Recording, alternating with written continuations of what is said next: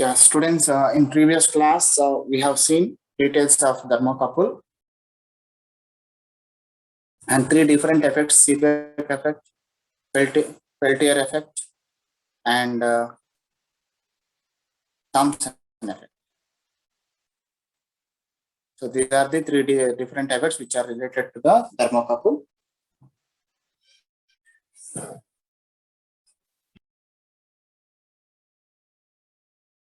So today we will see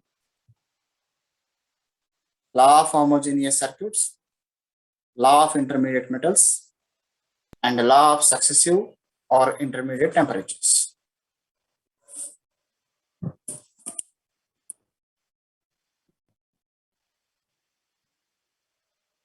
Here we have homogeneous circuits for circuits law for thermocouples.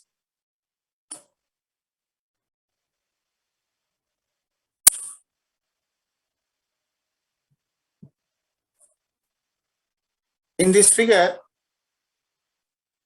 we are using different metals and different temperatures. So here in thermocouple, if we use different metals, we will get thermo EMF. But if we use same metal, thermo EMF will not be generated in thermocouple. So that is called law of homogeneous circuits. It is not possible to maintain a thermoelectric current in a circuit formed by a single homogeneous metal by only applying heat.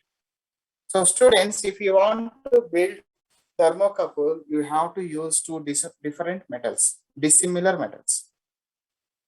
If you use same metal and if you frame two junctions, and if you maintain two junctions at two different temperatures, even though you won't get thermal EMF. It will not depend on the temperature, and it will not depend on the cross section of conductor. Coming slides, we have figures that describes the meaning of this law. In figure A,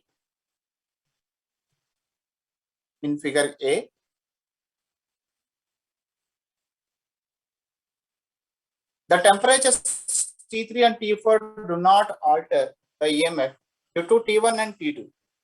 In particular, if T1, T2 and A or B are heated, there is no current.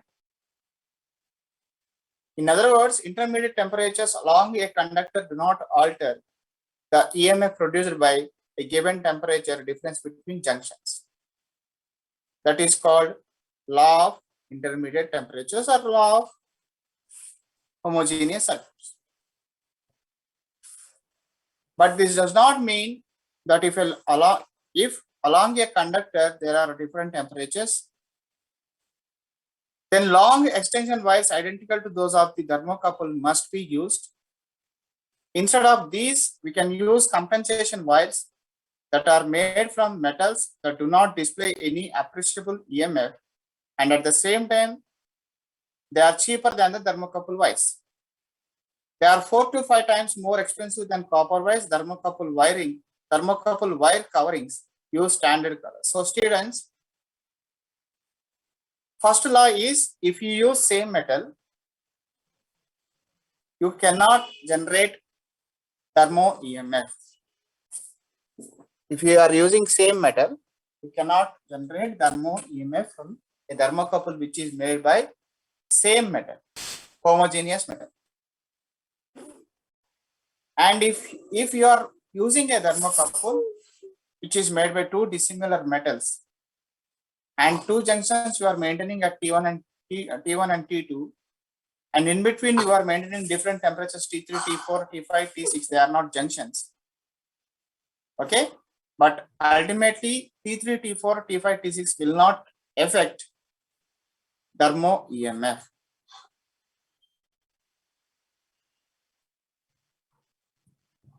Next, law of intermediate metals. The algebraic sum of all EMFs in a circuit composed by several different metals remains zero as long as the entire circuit is at uniform temperature. This implies that a meter can be inserted into the circuit without adding any errors, provided that the new junctions introduced are all at the same temperature as indicated. So students, if you are using copper and iron to frame thermocouple and you made two junctions and you are maintaining two junctions at two different temperatures, you will get some thermo EMF. But to verify as an experiment, if you introduce copper and you maintained that junctions of copper and iron and copper and aluminum and aluminum and iron, if you maintain at same temperature, the ultimate thermo EMF which is produced by the thermocouple will be same. So what we have to understand, a thermocouple which is producing some amount of thermo EMF, if we introduce third material or third metal, and if we maintain same temperature at the junctions of new metal, then there will be no effect of third metal on the thermocouple, because first two metals and their junctions and their temperatures are the cause for the generating of thermo EMF. So this is called law of intermediate metals. First law is law of homogeneous circuits. And second law is law of intermediate metals. Go through the first law, students, for 5 minutes.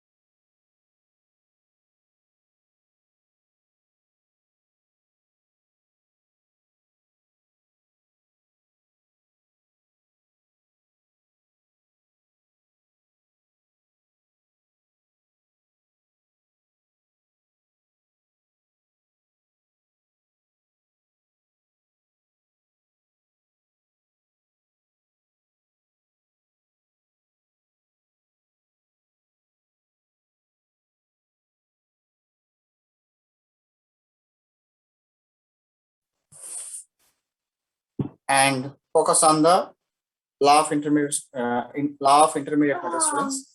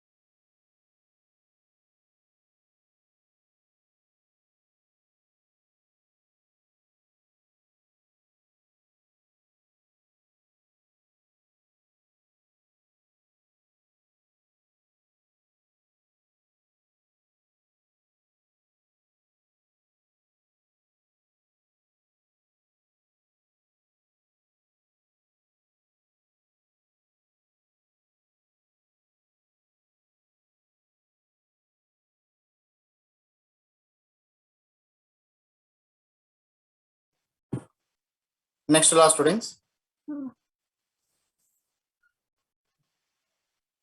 A corollary of this law is that if the thermal relationship between each of two materials and a third one is known, then it is possible to deduce the relationship between the two first ones as shown in figure.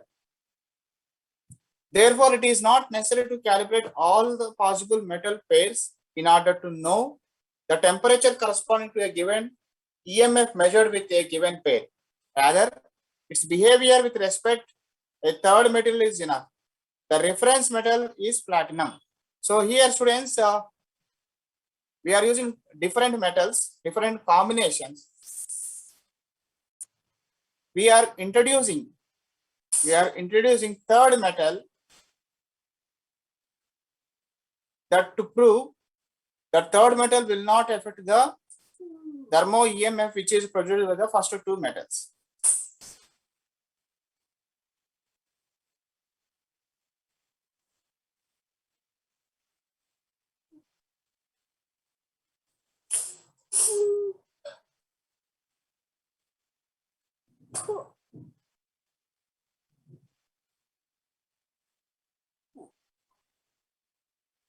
First, we prepared thermocouple by using A and C, and next we prepared thermocouple by using C and B,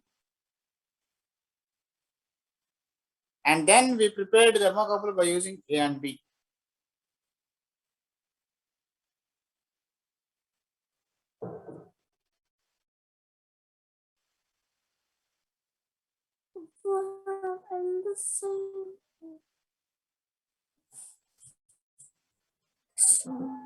And here you can observe temperatures are different, T1, T2, T2, T3. Again, we are maintaining T1 and T3. So by these figures, we can understand the law of intermediate metals and the law of intermediate temperatures of thermocouple circuits.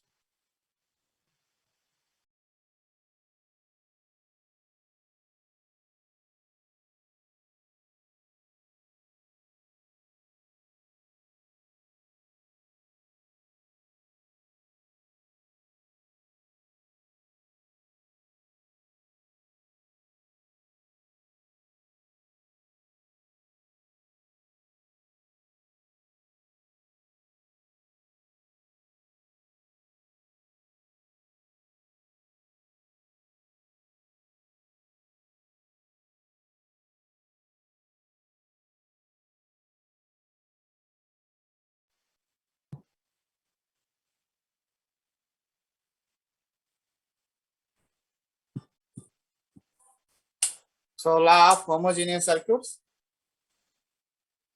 law of intermediate metals, and law of intermediate temperatures. Next, law of successive or intermediate temperatures. If two homogeneous metals yield an EMF E1 when their junctions are at T1 and T2, and an EMF E2 when they are at T2 and T3, then the EMF when the junctions are at T1 and T3 will be E1.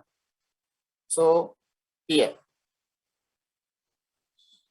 this means, for example, that is not necessary for the reference junction to be at 0 degrees Celsius. Any other reference temperature is also acceptable. The preceding laws enables us to analyze circuits such as those in figure case A, case B. So these figures can observe to understand the law of intermediate metals and law of intermediate temperatures.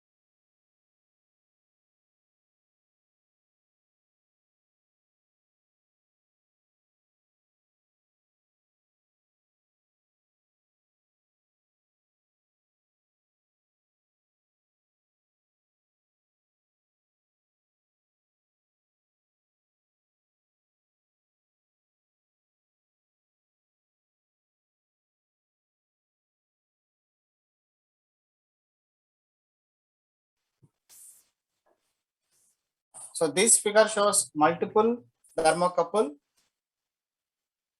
wires.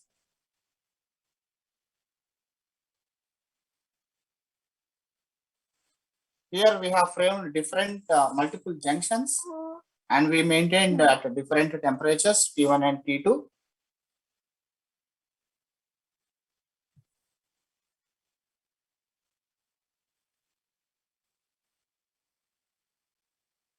V shows different metals and different temperatures.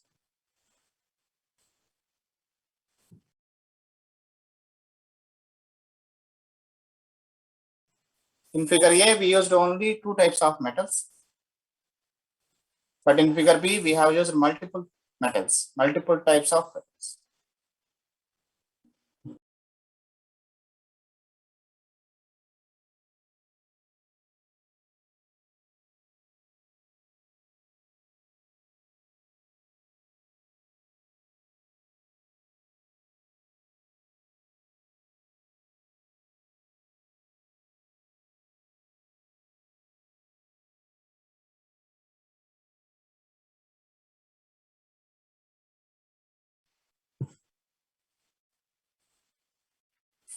Here we have some other type of thermocouple, electronic compensation for the reference junction in a thermocouple circuit. And we know that this is a Wheatstone bridge. Ambient temperature fluctuations are measured by another sensor, and a voltage equal to that generated by the cold junction is subtracted from the output voltage. So this is one type of signal conditioning circuit.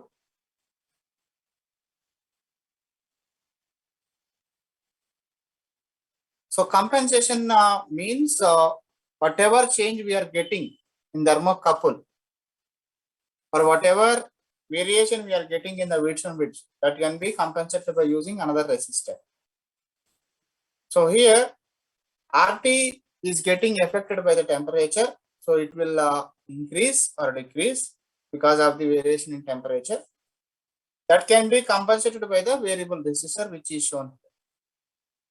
So by using this variable resistor, always we can keep Wheatstone bridge output as same.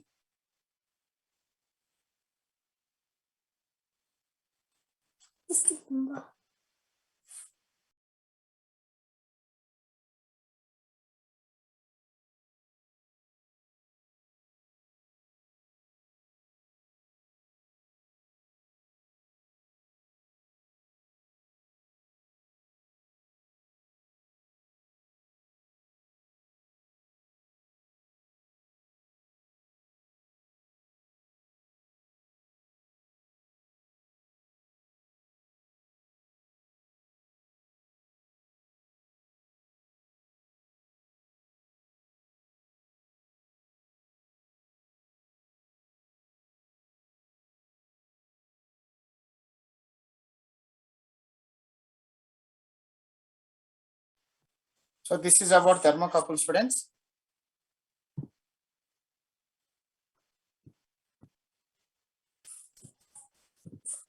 So we have seen what is Seebeck effect. If we maintain two junctions at two different temperatures, we will get a thermo EMF in the circuit. And Peltier effect.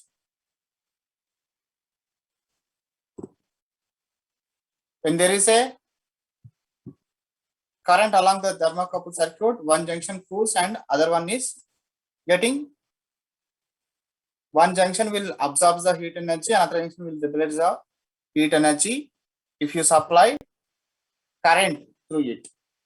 This is called Peltier effect and Thomson effect. And if we allow current flow in the circuit, and if we maintain different temperatures at different points, so one type of heat energy will be absorbed by the circuit if both current and the heat flow are in the same direction. If they are in opposite direction, heat energy will be liberated. This is called Thomson effect. And we have different laws for the thermocouples, homogeneous circuits, and law of intermediate metals and law of intermediate temperatures. And here we have compensation circuit.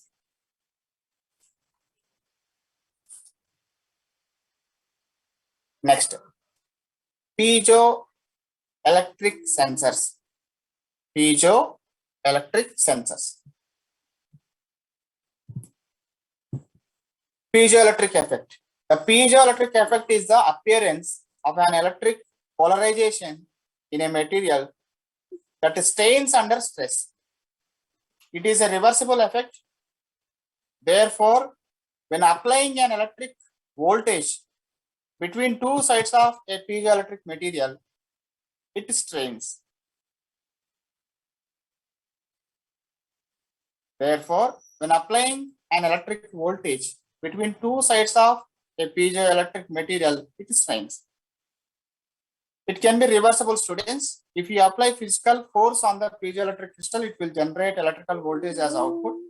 And if you supply electrical voltage to a piezoelectric crystal, it will undergo physical dimensions change. Piezoelectric equations describe the relationship between electric and mechanical quantities in a piezoelectric material in figure A. So here, in figure A, where two metal plates have been placed to form a capacitor. For a dielectric non-piezoelectric material, we have that an applied force F yields a strain S. That according to Hooke's law, in the elastic range is S is equal to S into T, where S is the compliance and 1 by S is Young's modulus and T is the stress. So here we have Young's modulus, students. This is the circuit. And in figure B, we have shown equivalent circuit for the piezoelectric sensor. A potential difference applied between plates creates an electric field E, and we have D is equal to epsilon E. What is epsilon? Epsilon naught plus E, epsilon naught into E plus P, where D is the distance between, where D is the displacement vector, is a dielectric constant 0.8 picofarads per meters, is the permittivity of vacuum, and P is the polarization vector, students. Students, here this value is, I think, 0.885 picofarads. It is not 0.8:85. So 1 minute, possible I will change.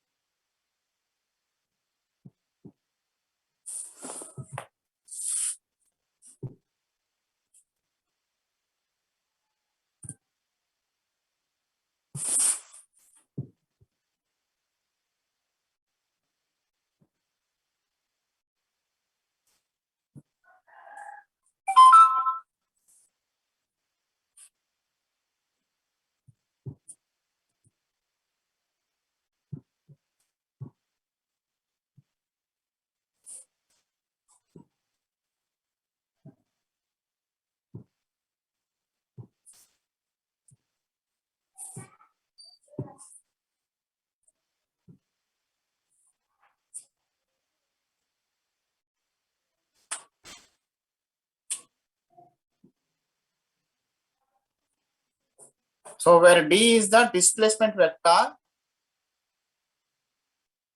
the dielectric constant 0.885 picofarads per meter is the permittivity of vacuum, and P is the polarization vector.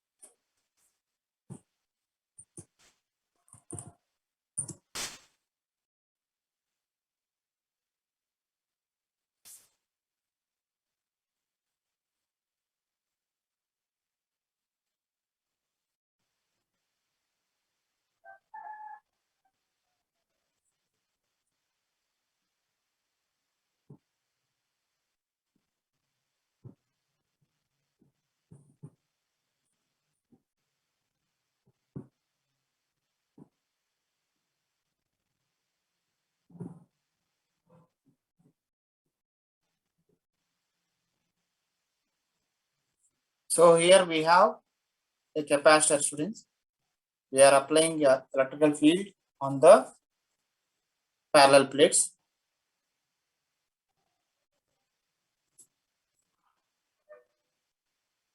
In figure B, we have arranged equivalent circuit of piezoelectric circuit.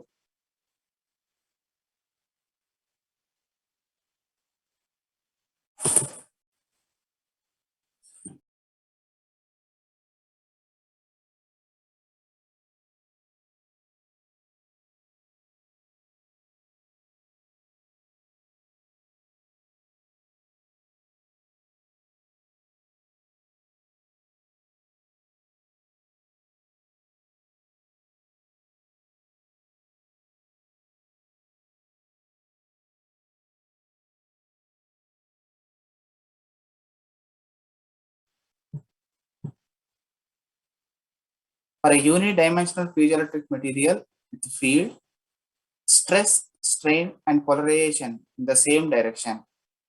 According to the principle of energy conservation, low frequency we have d is equal to dt plus epsilon naught power t into E, and S is equal to S power E into T plus d dash into E. Students, here we have so many variables. Okay, so we will see this piezoelectric crystal in coming class in detail. So, but today we will stop here. We have arranged two plates as a capacitor and we have applied electric field on it. Then we are measuring displacement within the metal plates. Okay, students, we will discuss this topic in coming.